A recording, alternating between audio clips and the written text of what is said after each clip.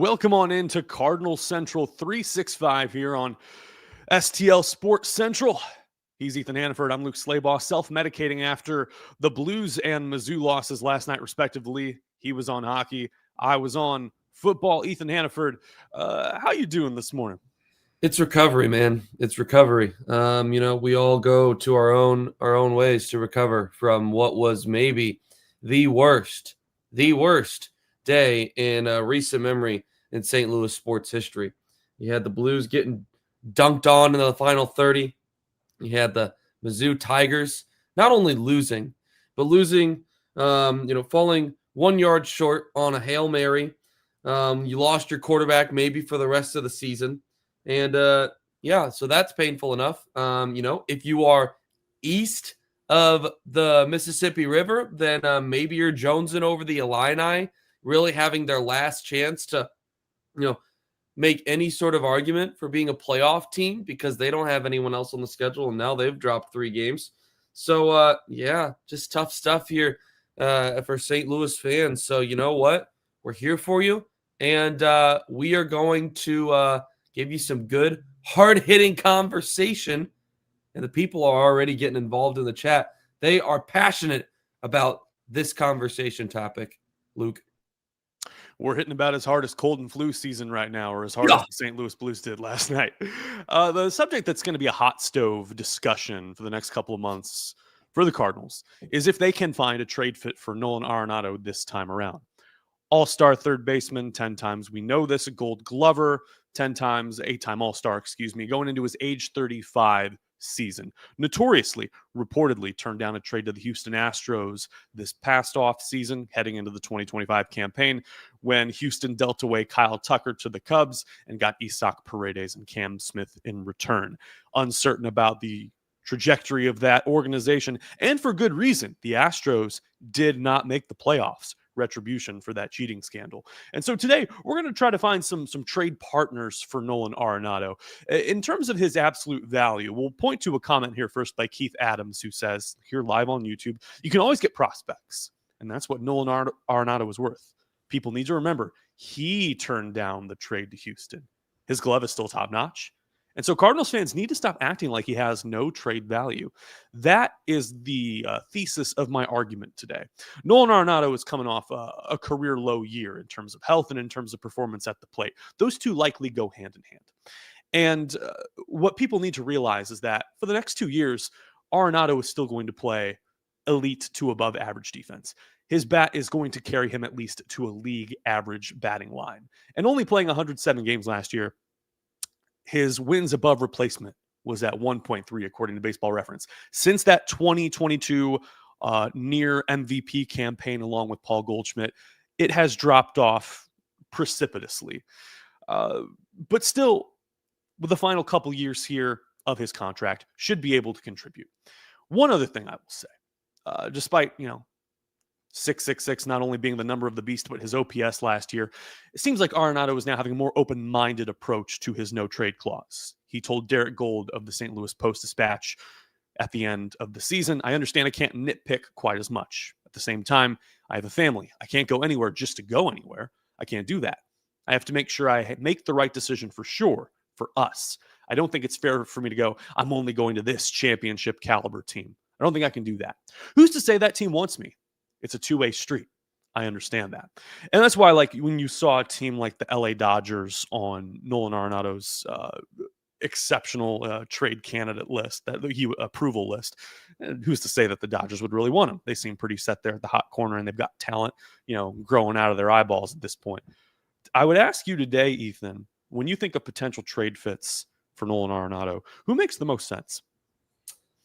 Well, it's not a simple question because there's so many moving parts in this. You have to consider that, Nolan Arenado is due roughly over $40 million, $40 million over, not over $40 million, over the next 2 seasons. So that's something to take into consideration. You brought up the comments from Arenado after the final home game of the year. Just a couple of, I guess it was that it's October 26th. That was a month and a half ago, Boy, time is flying. Well, Heimblum also had some comments on this in the end of season press conference.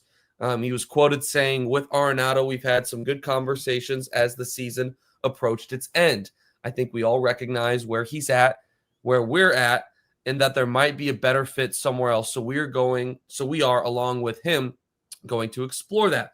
We're on the same page that this is a possibility that should be explored, and it might be in everyone's best interest, but it also has to work for everybody," as you mentioned, similar to what Arenado had said. It's a two-way street. It has to work for not only me, but also the opposing team, but also the Cardinals too.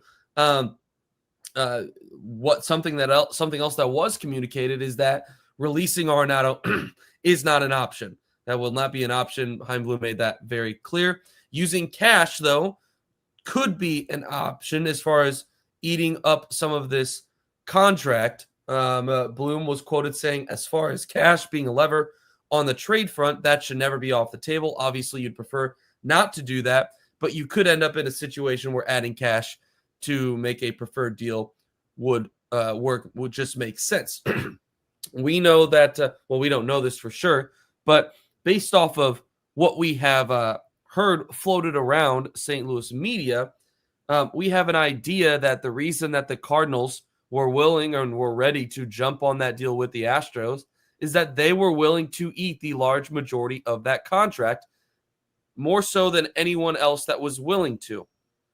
Well, when Arenado said no to that one, it kind of felt like the chances of him being traded went out the door along with that deal. So you have a new offseason, an Nolan Arenado that has another year under his belt of age, of a struggling bat.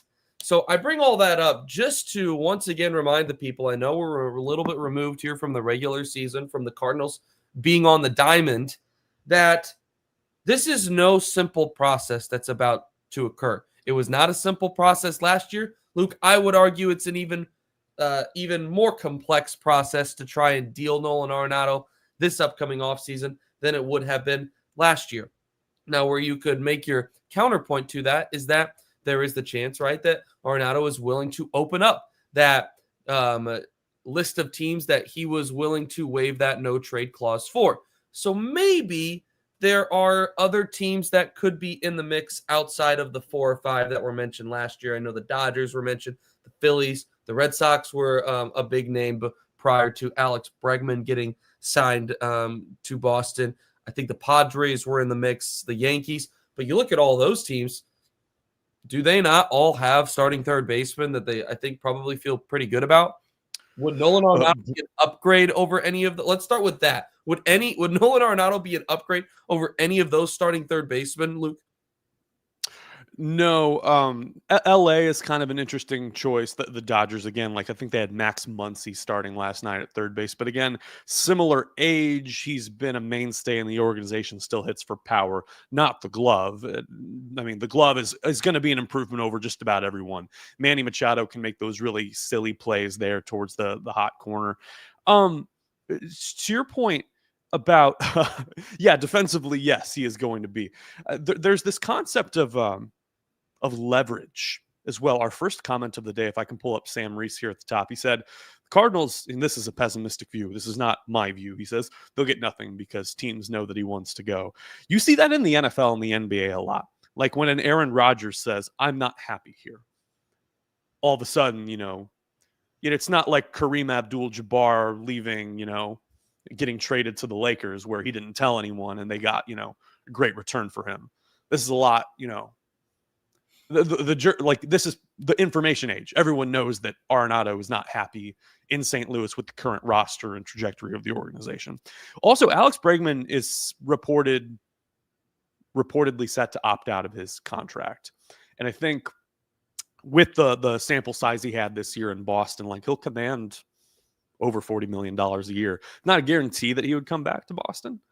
And so that, I think, makes them an alluring candidate because they're pretty young. They've had some guys come up the last couple of years. You got Roman Anthony, Marcelo Meyer, Christian Campbell. Like they could benefit from having a good glove a guy with postseason experience, a guy who's a baseball nerd. Like Nolan brings some good intangibles to the game. Like he's a good guy. That is one that intrigues me. I did do some digging. I'm trying to force things to make it happen to the point that I will piss off some Red Sox fans later in the show. But that's where I come from on that. That would be an interesting one. Boston, Bregman being, opting out of that contract as it is being reported. That would add some intrigue, and I think Boston probably becomes the favorite, considering that, as far as we know, it was on that list, that initial list that was made last year.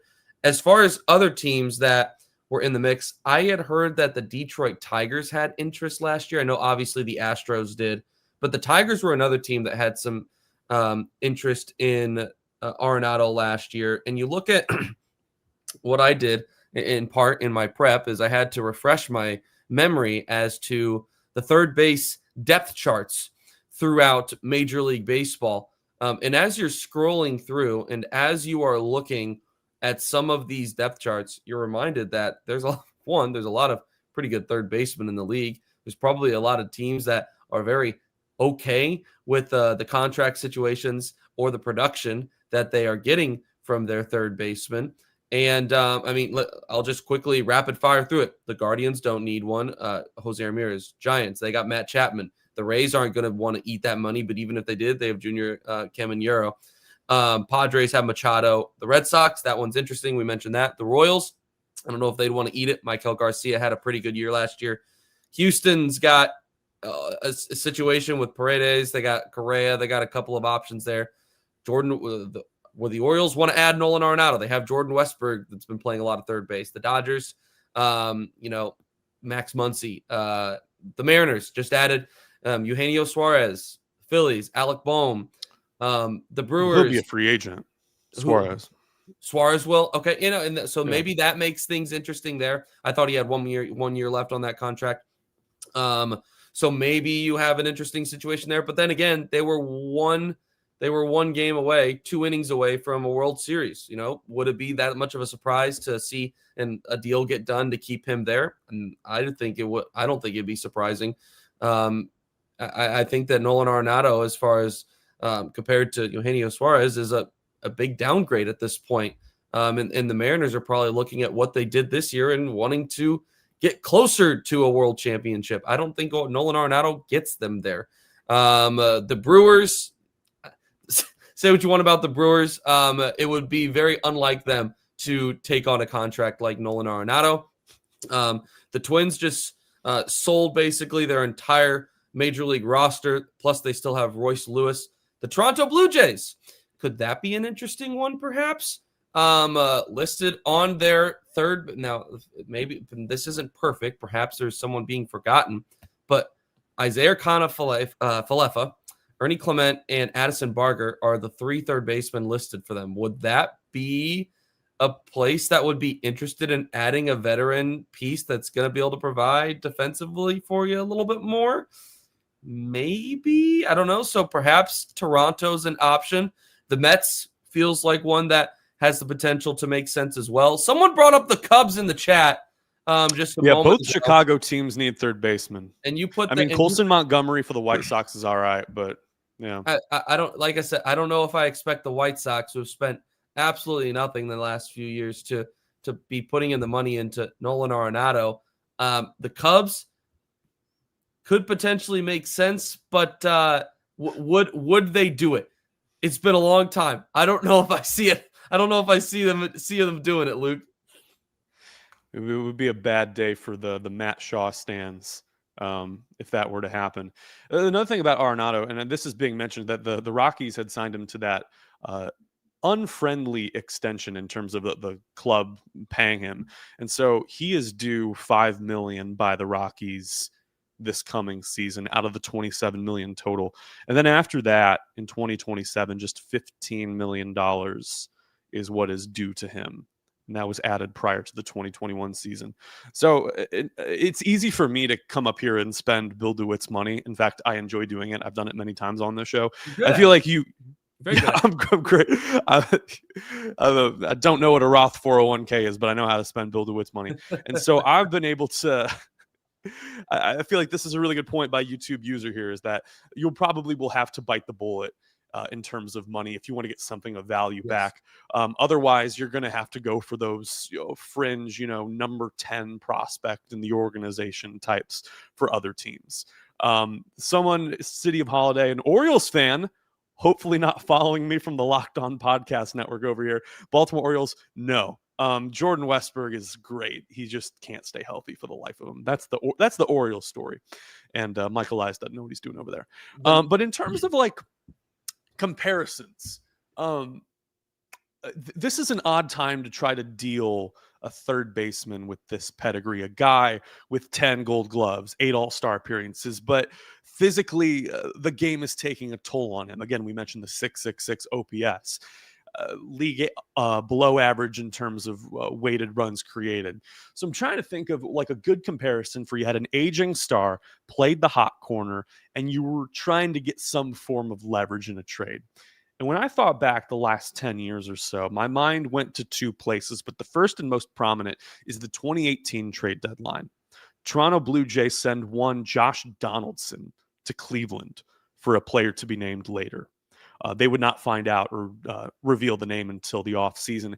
They got a right-hander in Julian Merriweather, not a top 100 prospect in the game, was coming off Tommy John surgery, a 5th rounder back in the day, showed flashes as a solid mid-rotation starter, never really reached that zenith, is now a bullpen arm for the Chicago Cubs, has never really put together a solid full season, but had some tools. A modest return, not a blockbuster. But the enigma here is that you have 2 years left on Nolan's contract, and there is value there. You can't get a team to overpay right now. However, what you can do if you're the Cardinals is you can look deep into a team's organization. Maybe a guy who grades out at a 60, 65 fastball because you're looking for velocity and some zip and some spin on some pitches, and try to find a good fit. And so you had mentioned Detroit. They're the one team that I don't see that in the upper rung of their organization. Okay. I don't see anyone who's major league ready who can spin it because they've already promoted and graduated some of their pitching prospects. Casey Mize has put it together the last couple of years. Obviously, I mean, Tarek Skubal is a wonderful example, a guy that they're shopping, but no one who seems like a great fit in terms of arms. The Red Sox are the one that makes the most sense. And I know you've done some scanning there on Fangraphs. I know that you've looked at some of the nitty gritty in terms of teams that have third basemen, don't have third basemen. In terms of prospects, Ethan, what would you prioritize when it comes to finding a trade, whether it's the Red Sox or the Mariners or a couple other sleeper teams that I'll bring up in the second block? Yeah, I mean, there's no question that the area of weakness for St. Louis has been the lack of pitching depth in their system, and that is something that I think that they're slowly moving in the right direction of building. But it is, a lot of people would say it's still not there yet. So I think that you have to be looking at, I like the mindset in which you were going at about it and viewing. Excuse me. You're trying to find that. There was a comment earlier that said that diamond in the rough. The Cardinals, that used to be something that they were so good in finding. YouTube user, the comment.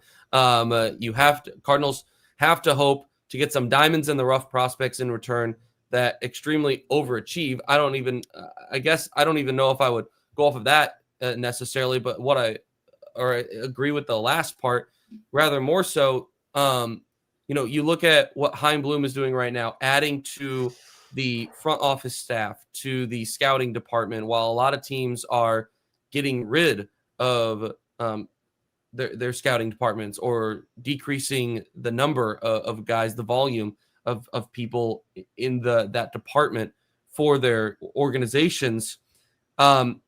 You have to get back to being the best one, the best team, the best organization at finding these guys and being able to develop them into major league quality pieces, whether it be pitching or not. And so I think that has to be way you are looking if you're St. Louis right now, that is where there is the most need. I'm not talking about on the major league roster, even though that is the need on the major league roster, but I'm talking right now about in the Cardinals system. So I guess the concern I have is trying to figure out and understand how teams that are going to be in the mix for Nolan Arenado view him. What is the value there? Do they think that he is worth more than a fringe top 10 prospect? Because at the end of the day, how the Cardinals view him doesn't matter nearly as much as how the teams that are the suitors for him view him. Because as far as we know, who knows if there's going to be a lot of demand out there to add Nolan Arenado. If it's a couple of teams, then it feels like you probably have more fraction than you did last year because of the no trade clause. So a lot of it's going to depend probably on who he's willing to waive it for. I have to imagine that, if he's willing to waive it for 15 teams, then maybe you are able to have a couple of other teams in the mix. It seems like he wanted to go to one of the coasts last year. Is he willing to stay in the Midwest? Is he willing to go somewhere cold like a Detroit? I know you mentioned that they don't have a lot of pitching pieces, but at the end of the day, I maybe I'm wrong, but were you looking in large part at their system, or were you looking at the upper echelon of their system as far as pitching prospects go? I don't know if Nolan Arenado is going to be able to get you a top or a higher level pitching prospect at this point because of the contract situation, because of the subpar offense that he has provided the last couple of years. I have a feeling this is going to be more of a situation where you're either going to, if you're the Cardinals, eat a chunk of the contract and maybe you get something back in return, or the team on the other side is going to eat and you're not going to get much back in return. We don't know which one it's going to be at this point. But that's kind of how I view this. The one other team that I didn't mention that I think could be intriguing, I know that they sold at last year's deadline, but this is a team that is not far removed from a World Series appearance. They traded away their third baseman last deadline. The Arizona Diamondbacks, I think, could be interesting. They have shown the willingness to spend the last couple of years. What does this offseason look like for them? Are they a team that is going to be are they? I don't think that they're going to probably be breaking it all down. They have some young talent there out west in the desert.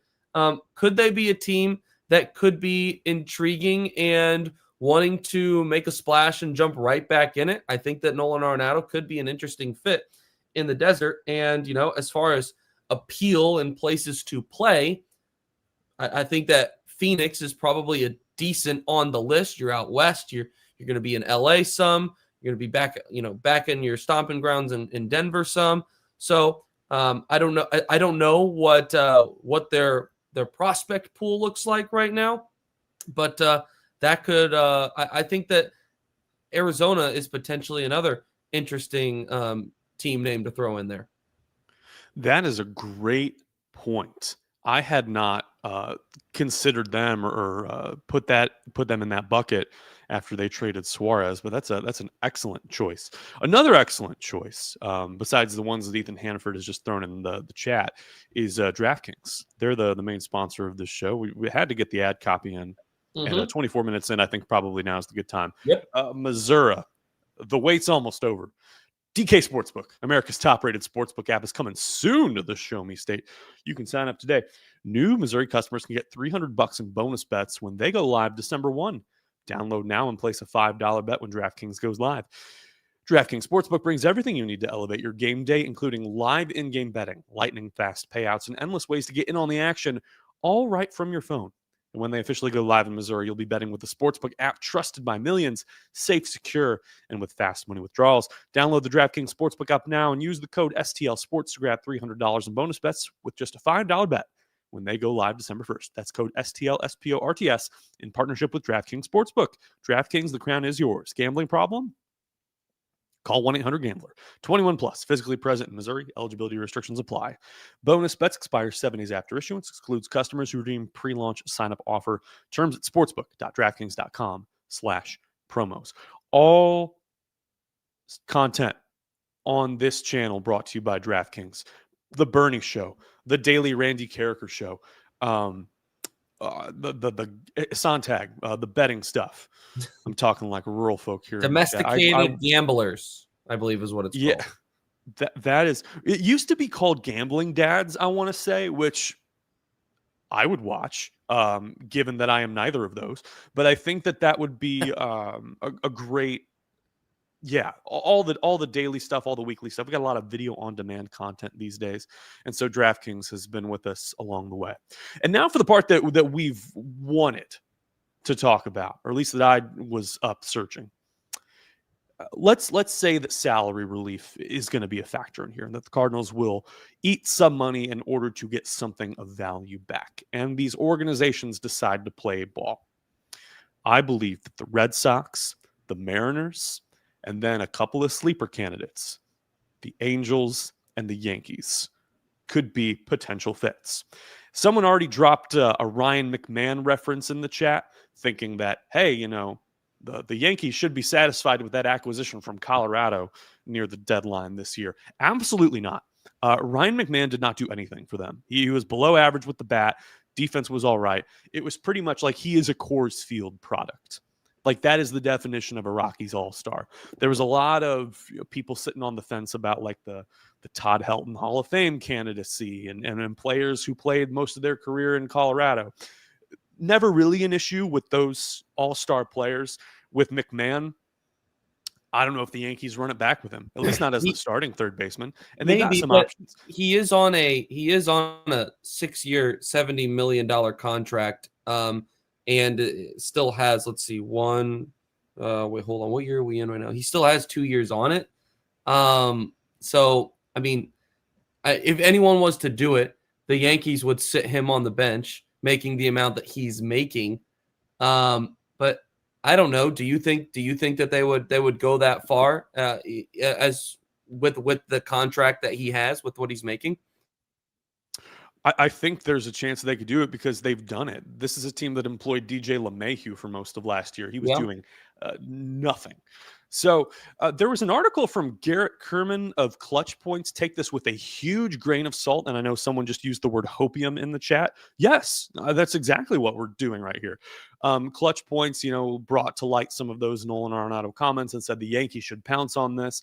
And this guy's a UFC writer. So again, like, I don't lend this a whole lot of credibility, but the trade proposal that they floated was Nolan Arenado and to the Yankees for right-hander Carlos LaGrange, their number 2 prospect, right-hander Brendan Beck, who is also a top 10 prospect in the organization, if not near that, $10 million to St. Louis, and first baseman / catcher Ben Rice.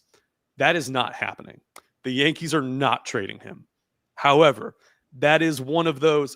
This guy must hate the Yankees, or he must be like a closet Cardinal fan. I do not know. But Rice is kind of like what you hope you get out of Ivan Herrera this coming year. Yeah, expedited shipping on this, because Rice, like, while he is serviceable behind the plate, like, he's mostly like foiling Paul Goldschmidt over there at first base right now in the Bronx, and can hit 25 home runs. And like, when he is on, dude goes on some torrid stretches. Like, that would be, the Cardinals have too much at the corner spots right now. You're putting your head in your hands. You all right? That is just, I'm just baffled that someone would actually. I'm almost like can't. Someone put their name on that. What? Yeah, man. Like, stick to UFC. With all due respect, I got no issues with you, but I mean, the Cardinals. I think that this guy's looking at Nolan Arenado, and he's looking at the version the Cardinals traded for 3 years ago, and that's just not the Nolan Arenado that is playing ball anymore, unfortunately. So, no. I mean, there's no, zero. There are some front offices. That still, they're 3 years behind schedule. Think of Oakland. Excuse me, the Athletics. Whoa! I'd use the O word on the podcast. File that under whoopsie. So here's what I would say: give some salary relief to the Yankees. Give them $10 million, and go get their number 6 prospect, right-hander Ben Hess, 23 years old, good year at Somerset AA. Fastball sits between 92, 96, can top out in 99 with arm side run. His comp is Lance Lynn. And Hey-o. also, maybe try to see if you can get Ryan McMahon there. Or maybe see if you can cancel out so you can get some temporary stopgap relief there at the hot corner. You let JJ Weatherholt, Mason Wynn, Thomas Ajacey duke it out for those middle infield spots. Put Brendan Donovan in left, and then figure out what you're going to do for the rest of the outfield. Luke, Mason Windu cooked with this comment, and I got to bring it up here. Curious of your thoughts. Maybe we need to stop thinking about what Arenado will bring back in a trade and start thinking about what would Arenado combined with someone like a Jimmy Crooks bring back. Thinking package deals, attaching Arenado with a prospect. What are your thoughts on this? We're talking blockbusters now. That was not my frame of mind. I think that's great. I think when it comes to value, you want someone who's maybe demonstrated either a little bit of a trial run of success at the big leagues or someone who's yet to be promoted who has some value behind him. If you're talking about giving up some of the Cardinals' own prospects and Heimblum coming in, taking over baseball ops, reevaluating some of the prospects that have been here the last couple of years. One guy that I've had my eye on the last couple of years whose stuff I really like is Tink Hentz. And he would be, I pitched to you an episode of prospects that I can't wait to watch in 2026 or ones that I think are going to break out. That might be a good arm to dangle. Injury concerns notwithstanding. Because here's the thing about pitching prospects. They have value when you draft them. First round or they're out of college, they've shown some success. When they've shown they can succeed at AA, their stock goes one of two ways. If they have stuff, they're elite. They've got elite velocity and spin. They go up there. If they're just getting by on pitch making and pitching to contact and more like a Quinn Matthews type, they go, but they don't, they're not commanding top 100 status, if you know what I mean. Is that fair to say? I think so. What were you where were you going with it though? You were talking about prospects. Are you talking about just looking at prospects and finding the difference between proven and unproven? Is that what you're trying to break down right now? I got lost in the sauce for a moment. This is so saucy, and we're going a little bit over today because there were a couple of other trade ideas that I wanted to throw out there. But I don't think if you're the Cardinals that you want to turn this into a huge blockbuster. Okay. I don't think you have the ability to. If you're just trying to dump off Arenado in the interest of retooling and rebuilding and trying to get this puppy ready for 2028. So your thought is keep it as simple as possible. Keep this as simple as possible. Don't bring in extra prospects if it's not necessary.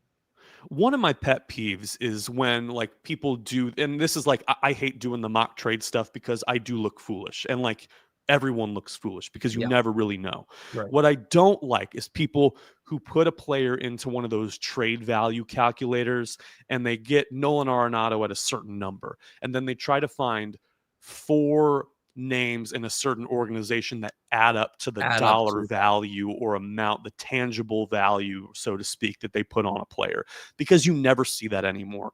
You never see the Cardinals are going to trade Nolan Arenado in exchange for 4 names. That may have happened back in his prime, and it did with Austin Gomber and company, but these days, it's going to be a 1-for-1 or a 1-for-2. It's not going to be this, 3 players on one side, 5 prospects on the other. I just don't see that happening. What does Graham say? We can look foolish. We'd go insane if we weren't cooking up hypotheticals. I don't know. I don't like dealing in hypotheticals. I want to talk about a couple other trade ideas. Give me thumbs up, thumbs down, and we'll get out of here in 8 minutes. Sound good? 7-ish? Nolan Arenado and $15 million of Bill DeWitt's money to the Boston Red Sox for left-hander Brandon Clark, their number 5 prospect, and right-hander David Sandlin, their number 10 prospect. Well, what's the money amount? Keep in mind, money amount? Give him 15, and I have a reason for that number. I'm not just spouting stuff. Give the Red Sox $15 million. And again, this is in the context of Alex Bregman opting out of his contract, which is reported to be in the works, and the Rockies paying $5 million of Arenado's 27 that he's due next year. 27. Yeah, $27 million that he's due next year. All right. So the Cardinals are on hook for 22 of that. You take 15 out of that. The Sox on the hook for 7. Clark, the left-hander, had Tommy John in high school, had some thoracic issues in rehab, went to junior college, taken in the 5th round. Fastballs hit 100 miles an hour this past year, developed a slider to complement it. That's the skinny. Raw, but should fly up the ranks. Sandlin turns 25 in February. The fastball's parked at 97, has touched 100, went over 106 innings for the first time in his career, over the century mark at least, was at AAA Worcester. This is a guy that could contribute to the Cardinals in 2026. Has top of the rotation upside, could be lethal out of the pen. It all comes down to command and durability. If you had some Dave Duncan magic bottled up, this would be the guy to use it on. And I think that is fair because from the Red Sox perspective, you don't have to shell out over $40 million for Alex Bregman again. You get above average defense at a minimum on the hot corner, a bat that's due to rebound, probably hitting some doubles off the monster, and you're competing. You made the playoffs. You traded away your star hitter, your DH, former third baseman, didn't want to play first baseman, and Rafael Devers, and you still made the playoffs. And then Buster Posey went out and hired the guy from DeSmet, former friend of the program, Tony Vitello. And I think it makes sense as a stopgap solution for Boston. They would hate me if this were a Red Sox channel or like I do a show on the East Coast. If I said that, I would get torn apart. But I like it. Yeah, I'm not against it. I don't know if Boston would accept it, but on the St. Louis end, I would be very okay with it. If you're willing to, if you're willing to eat $15 million and you get a couple of prospects back that have good potential as far as when you take into consideration the velo and the fastball. Well, where did the number 6 prospect Clark? Where did he last throw? AA? I believe he's a high A guy. Let me take a look. Okay, all right. So one of them was high A, one of them was AAA. So you're doing both, right? You're adding deeper into the system, but you're also you're throwing in a name that is perhaps a little bit closer to being major league ready, which the Cardinals desperately need. If I'm a Cardinal, if I'm on the Red Sox side, without knowing a bunch about those 2 guys, I'm a little more hesitant, as well as not seeing the market, what else is out there. But on the Cardinal side, I'm certainly saying if this is offered, I'm taking it in a heartbeat. I have 2 other trade ideas. Give me a thumbs up, thumbs down. Yep. Seattle Mariners take on Nolan Arenado's contract for right-hander Ryan Sloan, their number 5 overall prospect. He's 19 years old, pitched well for High A Everett, the Aqua Sox, the 2nd rounder in 2024, and shortstop Ty Pete, their number 12 organizational prospect. He's just 20 years old, 19 home runs, 25 stolen bases at High A Everett. Could be a future center field candidate, but the power speed combination is a little bit raw. Maybe not a hit tool guy, but has certainly raw power there at 20 years old. And then my final what are we eating on that one? I don't care. Okay, thumbs down. Way too high of an ask for Arenado. Way too high, in my opinion. Yeah. And then let's get him to SoCal, a former Newport Beach guy. Artie Moreno and the LA Angels, they opted not to hire Albert Pujols. Instead, they got Kurt Suzuki as their manager on a 1-year deal. Here's what I would say. Crazy. Maybe give them $5 million in salary relief for their right-handed prospect, George Clausen. He is 23 years old at AAA Salt Lake. Fastball averages 97. Hard curve, complimentary changeup, but a 5.22 ERA. Walks are an issue, but he is their number 3 organizational prospect. And also take on a bounce-back candidate in Jorge Soler. He is lost in the outfield out there, needs a home. If Jordan Walker is playing in AAA next year or is trying to get his swing right, a stopgap solution for Soler out of the DH/right field spot. Yeah. I'm gonna go thumbs down one more time. I have a hard time believing that you're gonna be able to get a top 5 prospect for Nolan Arenado. I just have a hard time believing it. And surely there's a GM on a hot seat out there that hates their ownership. I'm sure there are many.